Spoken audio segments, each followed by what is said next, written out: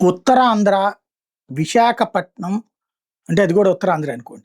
అట్లాగే నెల్లూరు, అట్లాగే మన గోదావరి జిల్లాల నుంచి, కృష్ణా ఇట్లాంటి జిల్లాల నుంచి మత్స్యకారులు అనేక మంది ఈ వీటిటి వలలో చిక్కుకున్నారు. ఏదైతే వాళ్ళ షిప్స్ అనేక షిప్పుల్లో భారతీయులున్నారు, భారతీయ సిబ్బంది ఉన్నారంటున్నారు కదా! వీళ్ళందరూ కొంత లంచాలు ఎదురిచ్చి మరి వెళ్ళి ఆ షిప్పుల్లో పనిచేస్తున్నారు. డబ్బులు భారీగా సంపాదించొచ్చన్న ఉద్దేశంతో వాళ్ళందరూ చిక్కుబడిపోయారు.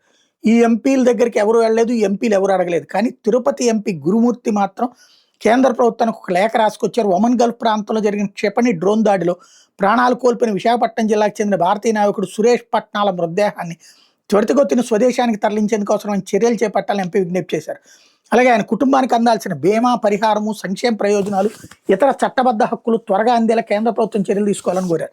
మృతుని భార్య, ఇద్దరు చిన్నారులకు విద్యా సహాయం, ఉపాధి, దీర్ఘకాలిక సంక్షేమ మద్దతు కల్పించాలని సూచించారు. అదేవిధంగా ఇరాన్లోని బందర్ అబ్బాస్ పోర్ట్ సమీపంలో సాంకేతిక లోపం కారణంగా నిలిచిపోయిన ఎంవీ ప్యానెల్ నౌకలో 13 మంది భారతీయ సిబ్బంది చిక్కుపోయారని, వాళ్లలో ఆంధ్రప్రదేశ్కి చెందిన 4 నావికులు ఉన్నారని లేఖలో ప్రస్తావించారు. ఆహారం, తాగునీరు, విద్యుత్ వంటి కనీస సౌకర్యాల కొరతతో పాటు ఆరోగ్య సమస్యలు ఎదుర్కొంటున్నారని చెప్పారు. చిక్కుకుపోయినటువంటి సిబ్బందితో భారత రాయబార కార్యం తక్షణం సంప్రదింపులు జరపాలని, అవసరమైన ఆహారం, నీరు, మందులు మరియు ఇతర మానవతా సహాయాన్ని అందించాలని, వాళ్ళకి సురక్షితంగా స్వదేశానికి తరలించేందుకు అత్యవసర చర్యలు చేపట్టాలని కేంద్ర ప్రభుత్వాన్ని కోరారు. అలాగే బాధిత కుటుంబాలకు పరిస్థితుల మీద నిరంతరం సమాచారం అందించాలని విజ్ఞప్తి చేశారు.